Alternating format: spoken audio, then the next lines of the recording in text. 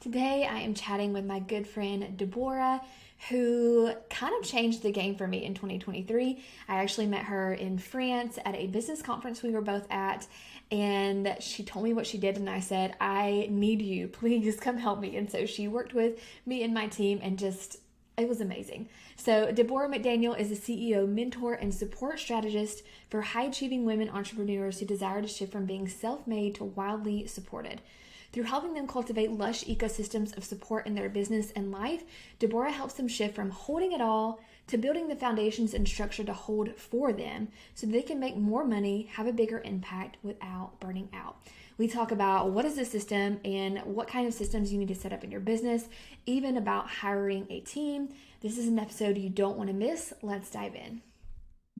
Welcome back to the Course Creation Mama podcast. I have a really special guest here today that I actually met in France, which is a wild story. And she kind of helped me completely redo my business this year, which I'm sure we will talk about. So, thank you so much for being here. Can you tell us a little bit about who you are and what you do? Yeah. So my name is Deborah McDaniel, and I am a CEO support strategist. And I basically just help women specifically who are running online businesses to get them out of being the center of their business operations so that they have better headspace, they can think bigger, they can dream bigger, and they don't worry about having to hold everything themselves. Which is hard for us control freaks. It's so helpful once it's done. Okay, For so sure, for sure. yes. So how did you get here? Like, what's your background? How did you become the CEO mentor? Yeah, so I got into this position mostly because I've been an entrepreneur for about 3 years. My first year of business, I started a ghostwriting service as a freelancer. I was completely burnt out with corporate America. I had done a lot of project management and numbers and data. I was pretty good at it, but I was so burnt out. I thought, what's the furthest thing that I can do from numbers and data? And I said, I really have a passion for writing. My mom and I had co-written this book together, and I thought maybe I could do this for other people. I should write other people's books. And so I had no audience, I had no network. I sneakily made an account on Upwork, and I was like, I'll just put myself out there, but there's no risk because nobody knows who I am. And my first 4 days, I booked my first ghostwriting book. It was a $10,000 project, Well, and it was like crazy. And I think about 2 weeks after that, I got another one. And so I just started in this ghostwriting service. And then suddenly I'm starting to get referrals because the people that I'm working with are like just shouting my name from the rooftops and saying how much they enjoyed the process of working with me. And so somebody asked me if I can do editing, and I'm like, sure. So I take an editing course. And so in the course of about 5 months, I've taken this like sneaky project just to see what's out there. And I have a full-fledged ghostwriting and editing service. And now I'm getting asked to learn how to publish and format. And so very quickly, about 6 months in, I scaled to an agency model where I had ghostwriters and editors, and I'm having like a whole publishing concierge business that I hit 100K within about 11 months. It was wow. really fast, it was really rapid. I was not, I was blown away by how quickly this thing took off. And at the end of this, like I remember looking at my bank and seeing that I had earned about $114,000, and I freaked out. I shut my entire business down. I stopped ghostwriting. I cut contracts. I gave out refunds. I completely fired my entire team. And it was because I lost control. And it was really weird for me to lose control because I was a control freak. And I was looking at my business and thinking, like, there's no way that I could make this any bigger because, like, it's already hectic.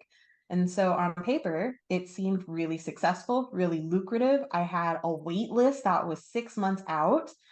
And behind the scenes, what was happening was I had all the wrong people who were doing, like, I was chasing people to try and, like, get their projects done. And so I'm trying to train new people, I'm chasing other people, I'm having to pick up the slack behind the scenes. And so I'm spending 50 hours just trying to like keep my business afloat. Everything's on fire. I'm caught in the middle. I had a phenomenal online business manager who was trying to rein me in, but I was so overwhelmed that I'm like running away from her. Like, no, don't. I don't have time to like rein this in. It's too far gone. And so I burned the entire business down. I licked my wounds for about, I think, 2 or 3 months of just like what the heck happened.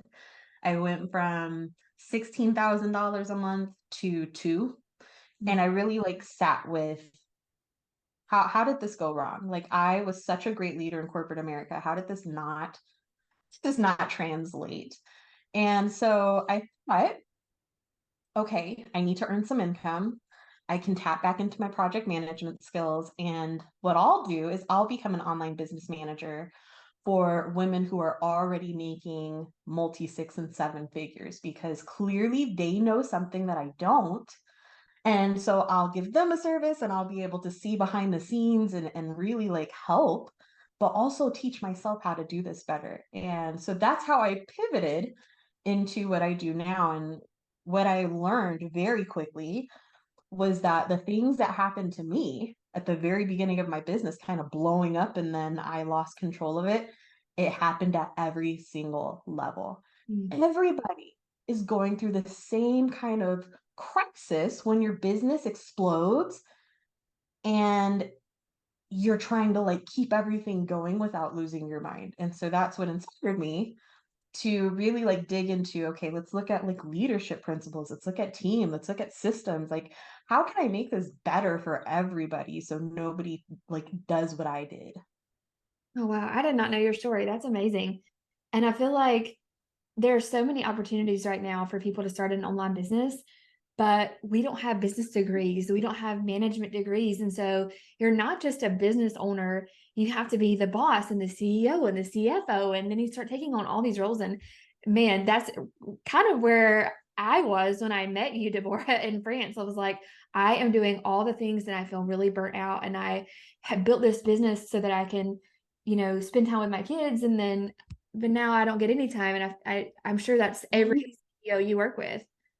Every single one for sure. Like that is the common problem when they bring me in is this doesn't feel good. Like, yes, I want to be ambitious. Yes, I want to make a lot of money, but I cannot see how that's even possible if it feels like this. Like, if it continues down this path of how I'm feeling, I might as well just shut the thing down. Yeah.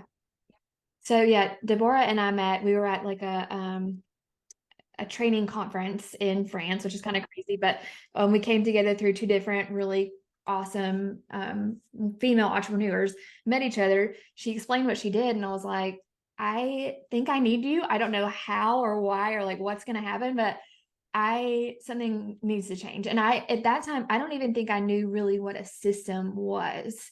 So Right. Yeah. let's go back like to the basics for people that are listening. They're like, okay, I'm feeling these things. I'm struggling, but like, what is a system? How do I set that up? Yeah. Okay. So, on like a very basic level, a system can be just like a number of steps, like a process. Like at a very basic level, a system is just how does something get done? And it can be very different for different industries. Even like every facet of your business has some sort of system in place for how you do the things. So even if it's like organic social media marketing, like what is the things that have to happen for you to make a post on Instagram or Facebook? You have to log into it. If you're giving that to a team, the person needs to log into it. Is it like you create a draft and you give it to the team, or do you create the draft and then you have to log in and you have to post it and you have to make a graphic? Like all of those steps put together create a system of running that specific part of your business. So that's at the like most foundational level. Where we want to leverage systems is looking at, okay, these are all the steps that I have to get done. What are some tools that I could put in place that make it easier for me to go from point A to point B to get this thing done. And so that can look like calendars, or that can look like Zaps if you're familiar with Zapier. That can look like there's all sorts of tools that we can utilize to make our systems flow smoother and less manual and clunky, if that makes sense. And so when should a business owner start setting up systems? I would say as soon as you know what your process is, Yeah. think about how you can make this run smoother and less manual. So, in the beginning of your business, you are often like building the plane as you fly it. You Right. don't know what you don't know. And so you're just putting pieces together and you're like, oh, I'm missing this piece. Let me throw this in. Once you know, like, okay, this is my plane. These are all the steps I had to take to build the plane. Now, what can I do so that the next time I have to build this plane again, it's easier for me? Mm. So, like again, using the example, even if it's like launching a course, which I know like that's exactly what you do, what are all the steps that you take to like build the course? What are the steps of where you host the course? What are the steps of like when somebody purchases the course, how do they get it? All those little pieces adding together, when can we put in a system or an automation that takes a manual thing off of your plate and introduces something that can get it done for you faster and more efficiently? Mm. I feel like we have a lot of course creators and membership creators listening. And sometimes I feel like, at least this is how I felt, that maybe systems were more for freelancers or like service providers because they have contracts and onboarding and offboarding and all that. And so I thought, well, I'm just creating content and selling it. What types of systems would I even have? But then when we sat down and you were like, okay, tell me everything that you do, it was so many things, and I didn't even realize I was doing Yeah. so many things, like little things that I didn't need to be doing, like answering customer service emails or Mhm. tagging people within my system. There's so many things that can be automated. And I think you're so right. If I would have started from the beginning, once I kind of had my system in place and videoed myself, I remember you telling me that, like, video everything Yes. that you do and let's save it somewhere. So everything I did, I started videoing, and it took forever because I mean, I'm like 4 years into my business at this point. But if I had started in the Yeah. beginning, and then when I, hired my first team member, it would be so much easier to start handing things off. So I had a Mhm. team when I hired Deborah. I had a team of two, but they didn't know, and I didn't know like what they should be doing. Yeah. Even though I had a team, I was still doing so much myself. So yeah, the sooner you can start this the systematizing process, the better for sure.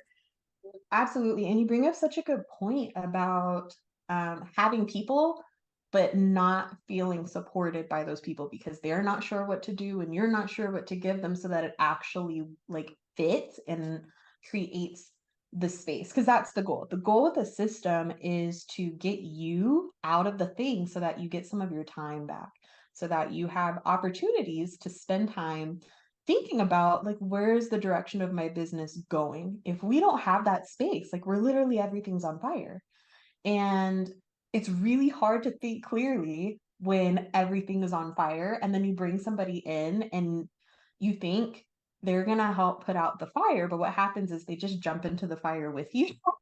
Yeah.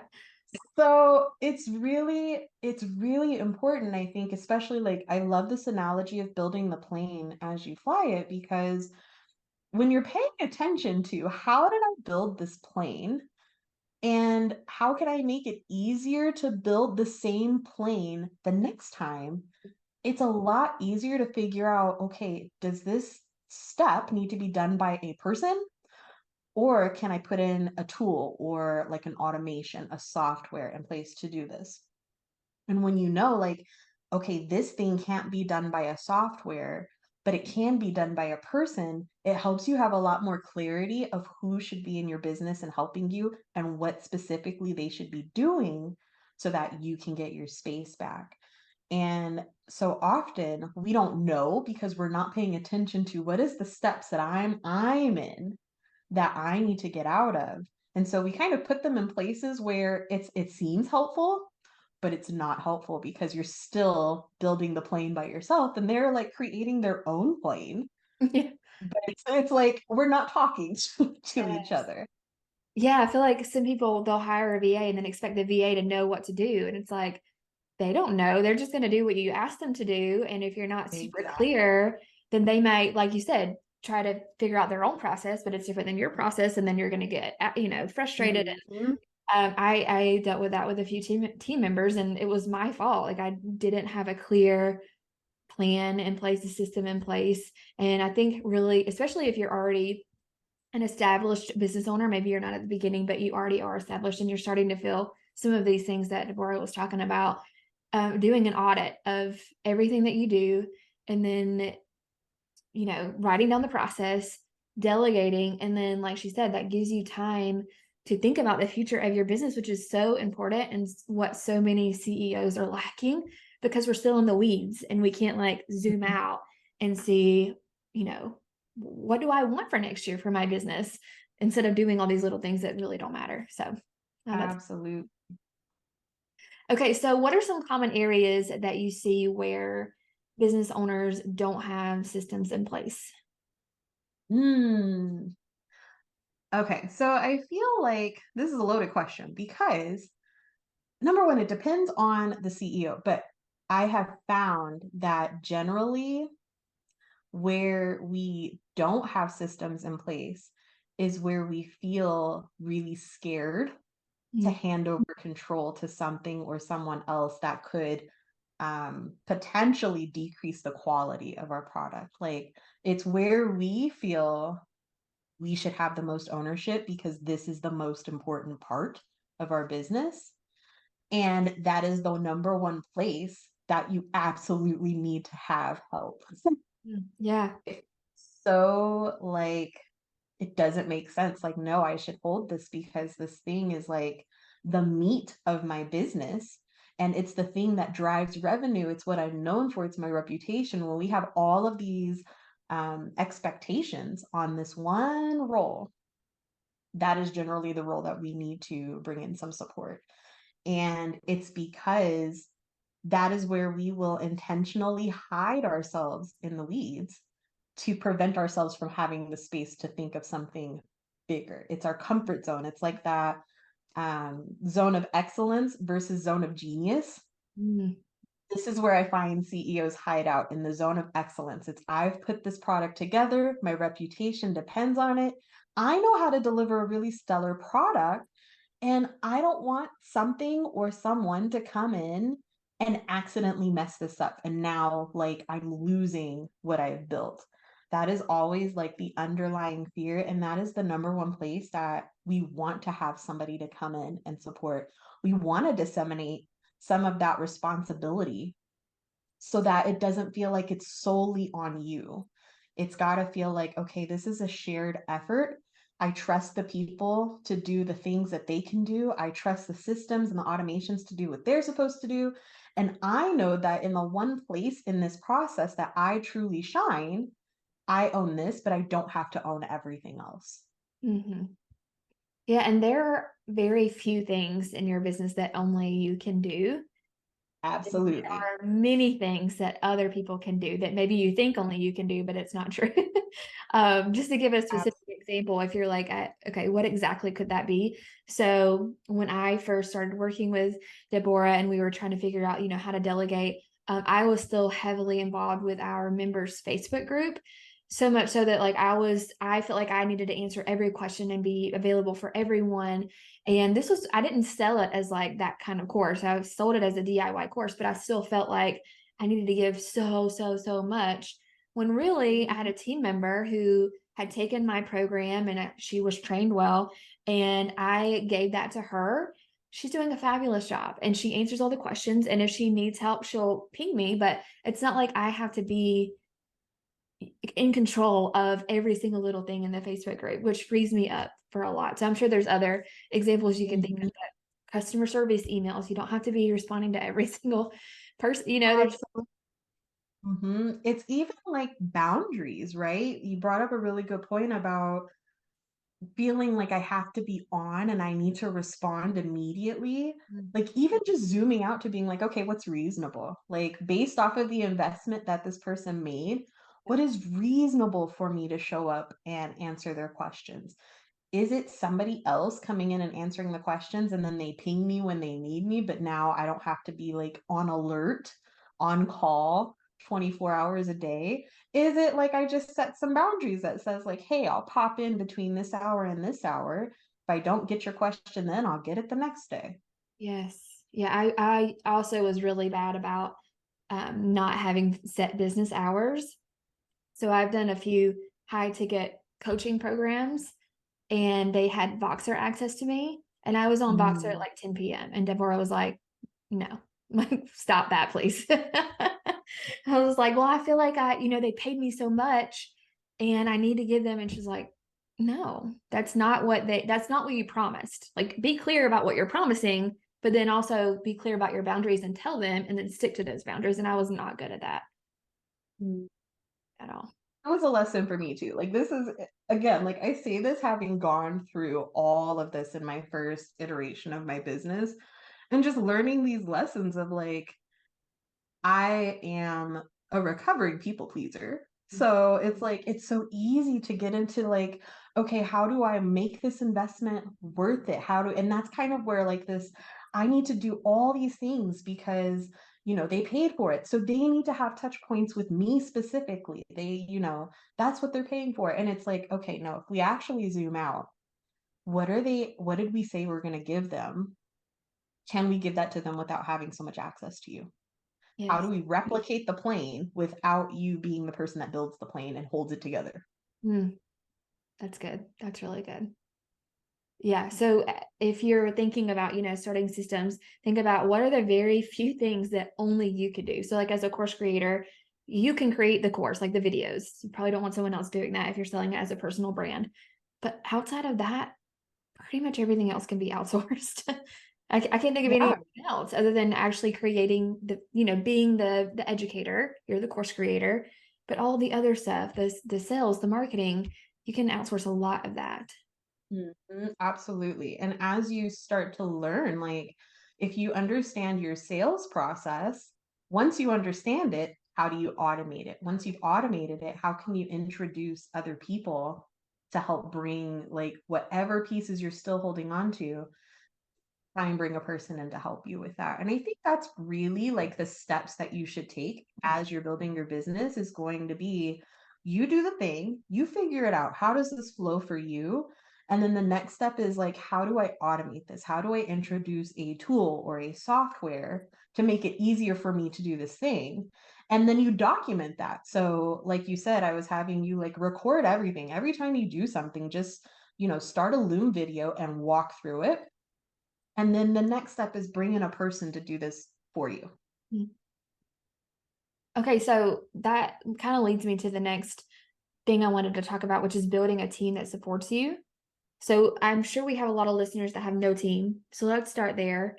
Kind of like how should they hire and how should they go about that process? Yeah. So if you don't have a team member and you're looking for your first team member, then you want to look at where is your time being most spent, because that's where you want to start with like, okay, can I automate some of these things? And if you've automated, but you're still spending a lot of time doing this thing, then that's the time that you want to bring a person to do that thing. And that's how you want to approach bringing in your first team member is where am I spending the most time to drive my business forward? Or how am I spending the most time on delivering the product that I'm selling? Mm. And in that way, who can I bring in that can take that off of my plate? And it's usually like the introduction of how are you delivering the product? How are you maintaining the business that you're running versus growing, right? Because growing, you can introduce people to do all kinds of marketing for you, but you might find that the majority of your time is not spent on marketing, it's spent on delivering the product. Yeah. Like, and that's where you want to look is if I were to audit my day, where am I spending the most time that if somebody could free up 5 hours of my week like I could actually focus on growing my business in a way that makes sense for me. And so that's when you start like, okay, I know where I'm spending the majority of my time. I'm going to start to record that I'm doing that I've identified in this audit of myself. And then we can look at, okay, is there a tool that I can put in place that can take some of this off my plate? Or do we need a person to come in and tell me what tool can take this off my plate or do the thing for me? Hmm. Yeah, I feel like in the beginning, for me at least, it was customer service, Mhm. emails, and the Facebook group. So just hiring like a customer service VA. Yeah, exactly. That's a Like lot. if you know exactly like you're saying, if you know that the majority of your time is being spent like answering customer support emails, bring in somebody to answer them for you. And then you just give them like, here's a rundown of the average questions that I'm getting. Or even like you can have them like go through. That's like a good onboarding to somebody is like, here's like the first day, scroll through some of these emails, see what people are asking and see how I responded to them so that you get a flavor of like how I run this Mm. and then have them start to mirror that for you. Yeah. And then so maybe you already have a VA or a couple VAs, then you kind of move into higher level hiring. So can you talk a little bit about like an online business manager and kind of what that is and how that can help? Yeah. So there's when you're hiring, there's strategists and then there's implementers. And so your first hire is probably going to be an implementer. That's like a customer support virtual assistant, a general virtual assistant. It's somebody that you give them the specific tasks and then they do the task and you train them and then they do the thing. The next level is going to be a strategist. So a strategist is not just looking at, okay, you told me to do steps one, two, three, and steps A, B, C, but what actually makes the most sense? So they're looking at like, what's the most efficient? What's the best way to get a return on your investment? They're looking at a bigger picture of your business in order to save you money, basically like make everything optimized. And so that's where a strategist like an online business manager comes in is their job is to not be in the weeds like an implementer is. Their job is to be outside of the weeds and look at how everything is flowing together and look for pockets of opportunity where they can make it easier. So it's kind of like if you notice as a CEO that, we have this process, my virtual assistant's doing the process, but it still feels really clunky. You would have to think through how do we make this easier? When you have an online business manager, that's their job. You tell them, how do I make this easier? And they look at the big picture and they look at all the things that are working and they say, okay, how can I simplify this? How can I make this less clunky? And then even a step above an online business manager, you have a COO, which is a fractional service that I offer, and that's looking at like the biggest picture. What are your numbers looking like? What is your launching cadence? How do you deliver the products? How do we keep like customer experience really high? And so it creates like this really nice waterfall effect of you, the CEO, talk to one person. That one person deals with the direct people that need to do the thing and then they make sure everything is flowing really smoothly. Yeah, that's good. And I feel like that's probably where a lot of people want to go. So Mhm. we just trained. I started with a VA, Emily, and then we kind of trained her as Deborah was working with us to be an OBM. The best thing that has happened. It's been amazing. So okay, this has been awesome, and I just love talking about systems. So I know this is going to help so many people. So I always ask all of my speakers about this. Can you tell me an act of generosity that you've done or you plan to do? Hmm. Yeah. So one of the things that I love to do with my kids is every Thanksgiving, like I love Thanksgiving, I love to cook.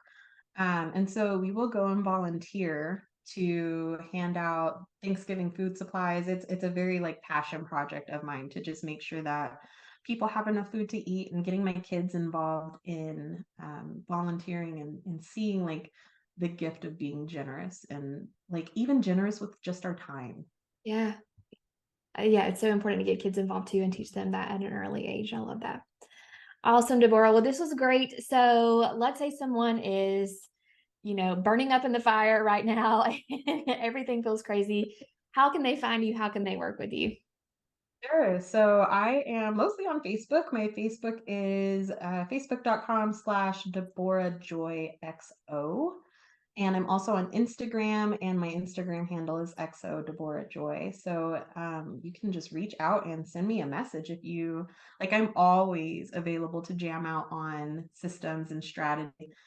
And then I also have paid calls where we do like a full blown business audit, and we kind of like just spend some dedicated time brain dumping together to see what's the best thing that you can do for your business right now to like basically give you some time back. That's awesome. And we will put all those links below so that you can reach out to Deb. Thank you so much. This is awesome. And I hope you all start systematizing all the things in your business so that you can really move into that CEO role.